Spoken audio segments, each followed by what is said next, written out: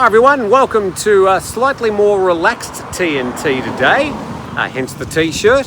So today we're talking a bit about where I live and showing you around the property. A lot of people seem to be interested in that. If you're not, now's a good time to switch off. Thanks for coming. I'll just make sure you click like and subscribe on your way out. Now, a little bit overcast today, so it's probably good to show you around. The harsh sunlight, not so good for showing you the details. But that's the Andaman Sea behind me. I live in the province of Phang Nga in a town called Thailand. We call it Turtle Beach because it's a lot easier to say. This road here goes from the town to the national park. It's about 5 kilometres long. It's dead straight and it's right on a very, very straight beach. So we've got the foreshore. I'm only about 50 metres away from the beach. I go swimming in there quite often, but I'm lucky enough to have a pool as well. Let's have a quick look around.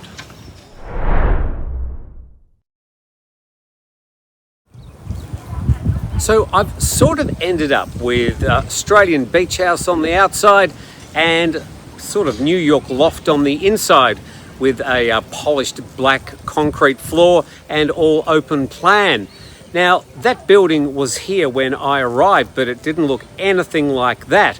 This was an old restaurant and there really wasn't very much to see. The roof had caved in. Nobody had been using it for about 14 or 15 years. There were no walls except for some of the walls around the back. So the roof was gone, the walls were gone. All that was there were these concrete posts. There were about 12 of them and a concrete floor. Other than that, the whole property, and you can see it goes back around about 90 metres, all that was there were weeds up to here. And you couldn't really see much at all. These photos show you a little bit what it was like. But yeah, there was not much to start with. And well, my partner thought I was insane, as did everybody else for that matter. But we've ended up with a very comfortable property here. As I said, a bit of a Australian beach house theme on the outside. Now, these two poles were left over. We were going to put a veranda there, but you know, you start running out of money eventually. So we're growing some plants across there. In another couple of years, that'll look pretty busy. All this garden we've done since we arrived here. There was nothing here. This grass wasn't here. It was just weeds. So we had to establish the grass as best we can. And all these gardens we've planted ourselves. Let's go and have a closer look.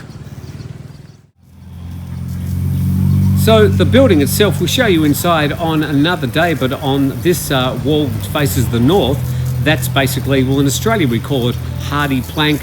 You could call it cement board. I think they call it smart board here. We'll have a closer look at the profile of that, which is what I particularly like. The windows are really a very inexpensive way to do a wall. And so we had those windows there. The whole front is basically windows. But we can, of course, see over the road to the water. I've grown to love using stone as a way of filling up space and garden. And we've sort of got this mishmash of plants. Everything's a bit of a mishmash. But this garden here we don't use a lot. We probably should use it more often. We'll probably get some tables and chairs so we can sit out here and just enjoy ourselves. And these trees have really grown over the past year, and so it partially blocks out our view, but it also gives us a little bit more privacy from the road, blocks out some of the noise, but a very nice little front garden that we can use anytime we feel inclined. And the grass has grown here, well, really, really nicely. This is the most inexpensive way to do glass doors with partial windows, partial doors. You can do the full-size windows, but they're much, much more expensive. This is the least expensive way to do it. And at the end of the day, well, you know, we're on a budget. Daisy the dog's very happy living here. It's got the run of the whole backyard, as you can see, recovered well. So just an example of some of the gardens, we've pretty much put all these plants in. That was already here, but otherwise everything else has been planted. These bird of paradise plants in their various forms, they just go crazy and you can almost watch them grow, especially during the wet season. These paving areas are great to have a few flat spots to do some furniture. Dusty having a bit of a sleep on the motorcycle. Again, all these gardens we've done ourselves. One interesting thing we used were fence posts, cement fence posts, as garden edging, and they've proved to be a very cost-effective way of lining a garden. So we just randomly, higgledy-piggledy, just place them around where we want to do the garden bed, and they're very stable, and you can move them if you want to anytime you want, make the garden bed larger or smaller. Over the years, we've found out what survives and what doesn't, what grows well, what doesn't need a lot of upkeep, and these plants are pretty much chosen because they're the survivors. There's few things that just simply don't grow here. They just don't thrive, particularly when we get some really rough weather coming in, some strong breezes and the salty air. But we're really, really lucky to have this range of palm trees that were probably planted 30 or 40 years ago, and they really do frame the whole driveway and the garden area of the house. More garden beds we've put in just to sort of line different driveways and areas. That's Dina the cat. And then we've also got this new garden bed which we put in this week, and again, the same sort of range of plants. They're really thriving well. Just in the week that they've been in, we've seen growth in all of them. We use this tan bark. It's coconut husk, and it's great at keeping the weeds down until the plants establish. And once they're established, of course, the weeds don't grow under them because they don't get the sunlight. But for now, we need the tan bark just to give everything a bit of a head start, and it breaks down and sort of becomes part of the soil after a while. Plenty of space at the back of the property. We can't actually do anything with it. The rules here at the beach is you can renovate, but you can't build. So this is just backyard for us to, we'll enjoy the space. That's the local town municipality in the background there. So we really don't hear any noise from them at all.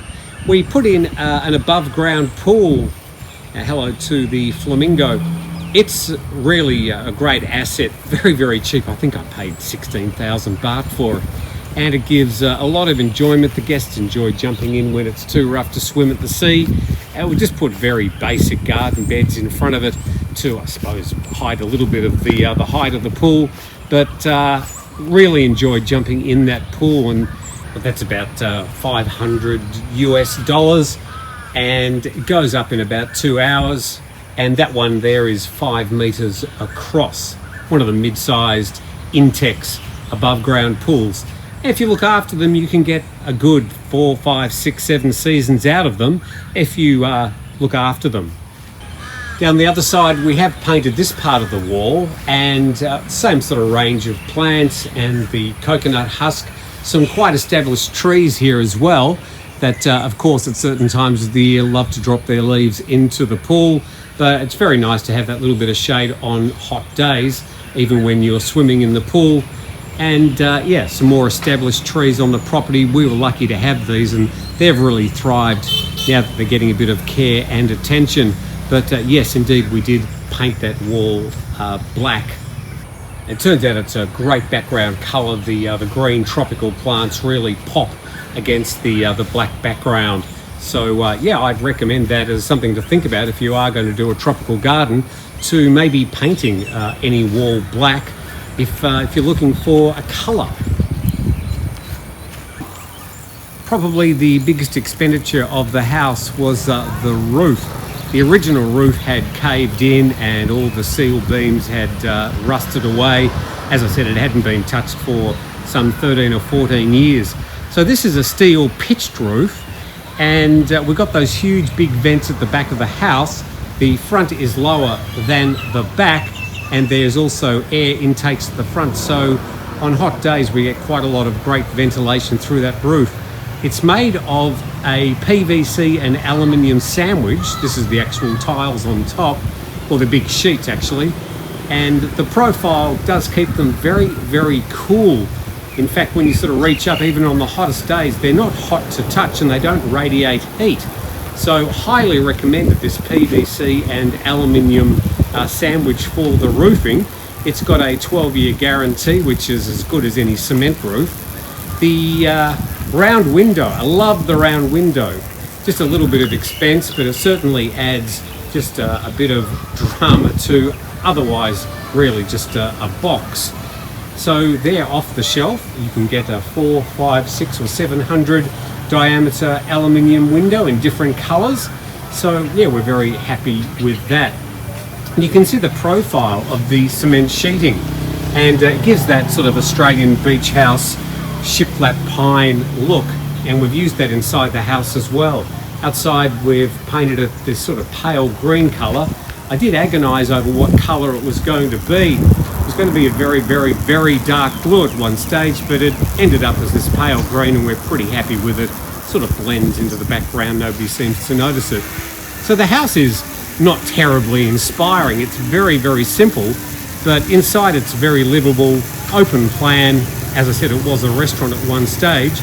The kitchen became the bedroom, and the public toilets, there were 4, have become a laundry and bathroom. And we've got another dark coloured wall there at the front garden. Otherwise, we're back at the front of the property. Of course, you've got to have somewhere to keep your rubbish bins. We've got this original aluminium sliding gate. It's actually very heavy. It's steel and aluminium. I could electrify it and have a press button, but it does keep me fit to open this damn gate, and I probably do it 10 or 20 times a day. So that's a little bit of my fitness regime. So back to the beach, and as you can see, this time of the year, this time of the day, we do have these vendors setting up. They come around mid-afternoon, sell their squid on a stick or a banana pancake, and then by 7 or 8 o'clock at night, they're all gone. And when you come out in the morning, you've got this whole foreshore area to yourself, the beach, and onward to the Andaman Sea. So a lot of people do ask, well, you know, what does all of this cost you? And the easy answer is, well, it's not particularly any of your business, but to just give you some rough ideas, I spent more on the roof than I have probably on all the 6 beach house renovations combined. So that was a particularly expensive part of the whole Tai Muang project. Having said that, I lease this property. I've got a 10-year lease on it, and I've got first option to have another 10 years after that. So what I did is I worked out my costs of renovation of this particular property, and I've also worked out the rental over the 10 years. And so over the 10 years, my monthly cost is around about, including all the renovations and the rental, about 18,000 baht a month. So living on a beach in a really comfortable house that I've had a lot of say in how it looks, in a nice garden that fits me, the partner, with a little Airbnb at the back of it, it's pretty good price, pretty good living. The fact that I'm living on a beach, to me, is everything, and I'd pay a premium for that. Never really thought I'd get back to being able to live on a beach, but here I am.